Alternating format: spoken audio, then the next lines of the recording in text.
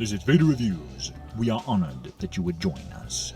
Since reaction videos are all the rage with the younglings these days, I decided to kick off the new year by viewing a classic fan film.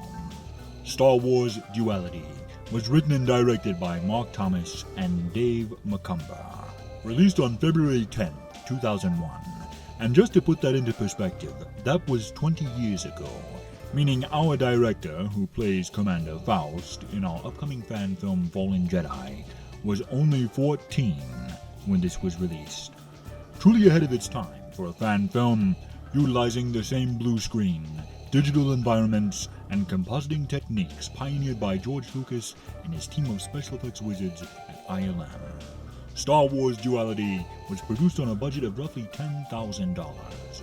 But speaking of money, this week's episode was brought to you by the generosity of I'm Just Happy to Be a Stormtrooper, Adam Jordan. You're a credit to the Empire, my friend, and we sincerely thank you for all you have done for us.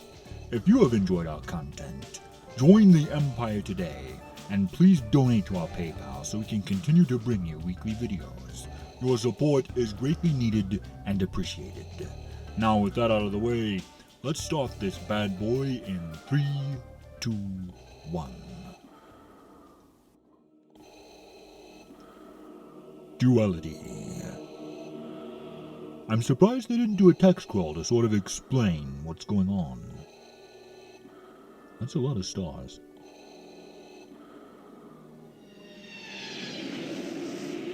Nice, I'm digging that ship design. It's still unique, but very much in the vein of Star Wars. Sort of a proto-TIE fighter. Definitely picking up some old LucasArts vibes. It has sort of a opening movie clip in an old Star Wars game vibe to it. I like it. I'm digging this scope so far. Got some little alien creatures. Got a little security droid like Return of the Jedi. I wonder what all that Arabic text said. Reminds me of my son's entrance to Jabba's palace in Return of the Jedi. I know green screen gets a lot of crap, but this is why I like it. You can see here, there's a scope to this that you would not be able to achieve otherwise.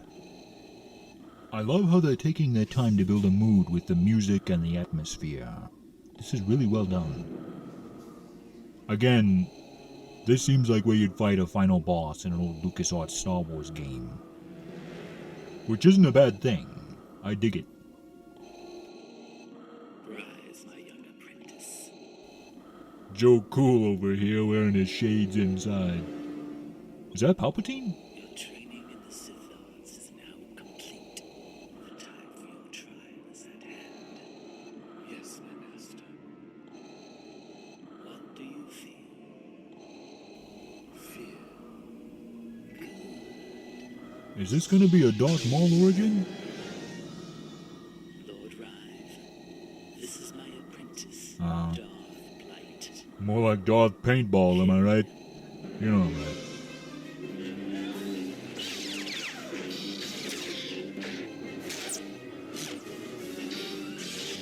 Holy buckets! Gee whiz! You see, they just got going, and this already tops all the sequel duels combined.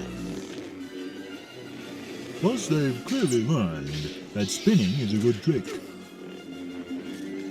Wizard, they did the Darth Maul flip.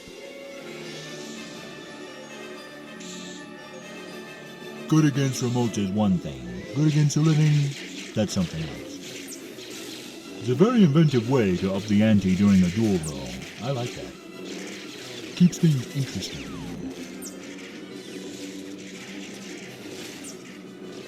This is a really good fan film. I'm glad I found this. I think someone's enjoying this a little too much. Man, that guy in the paintball mask even moves like Ray Park. This is impressive. He's gotta be a martial artist.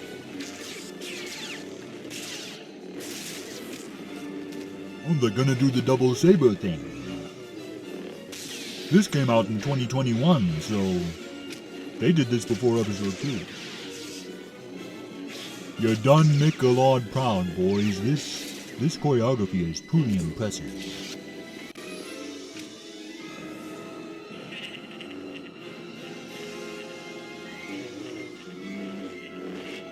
Run, Snake Eyes, run!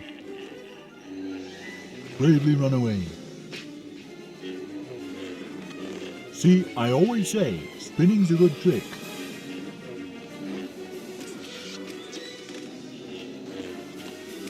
This music is incredible. They perfectly captured the feeling of John Williams. This is the best score I've heard in a fan film by far.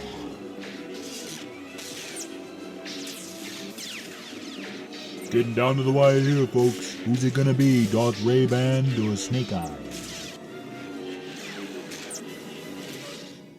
Ooh, looks like we have a Sith kebab. Fatality. Snake Eyes wins. Perhaps I spoke half a moment too soon. Guess he didn't make the cut since he sort of falls apart right when things get serious. See, that's why it's hard to find good help these days. All of your men just go to pieces. They'll never take over the galaxy at this rate.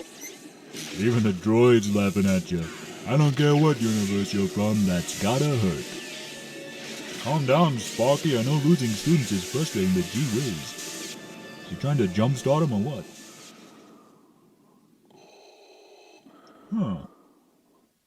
Well, that was kind of a weird ending, but overall I think that was pretty wizard. Okay, so let's break this down a bit. First things first, they kinda lost me with that crappy paintball helmet. I mean, they got $10,000 in their budget. You'd think they could have afforded a proper mask of some kind. Or just some more face paint for that matter, I don't know. But the choreography was truly impressive. Dave McCumber, who played Lord Rive, would even go on to do stunt work for Avengers Infinity War, G.I. Joe The Rise of Cobra, and Avengers Endgame, among many other films, so I'm sure he had a hand in choreographing the Lightsaber Duel. It was well-paced, exciting, and it had a nice flow to it. I also liked all the acrobatics. Second thing on my list would be the music. By far, this has blown every other Star Wars fan film's music out of the water.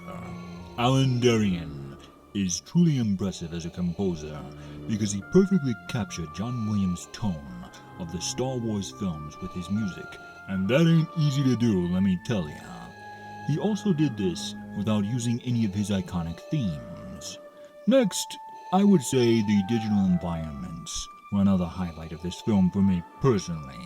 I know by modern standards the CG doesn't hold up, but you have to remember, this is 20 years old. At the time, this was cutting edge, and once more, it was done by fans without a professional effects studio behind them. The environments were also custom built, no assets or mods from Battlefront or Fallen Order as in most modern fan films.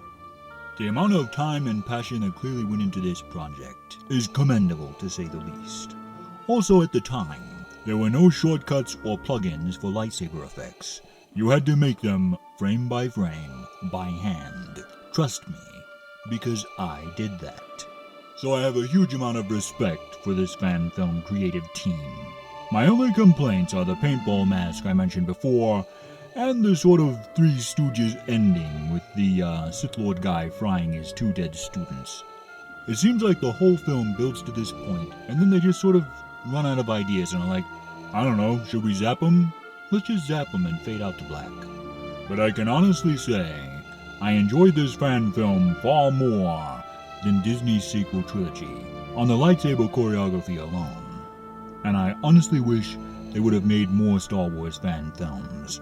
But considering part of their team went on to do stunt work in major motion picture blockbuster events, I think they're probably doing alright for themselves. But what did you think of it? Comment below and let me know. And if you're new to the channel, join the Empire today. You do not yet realize your importance. Share these videos, and together we will rule the internet. And always remember, you don't know the power of the dark side.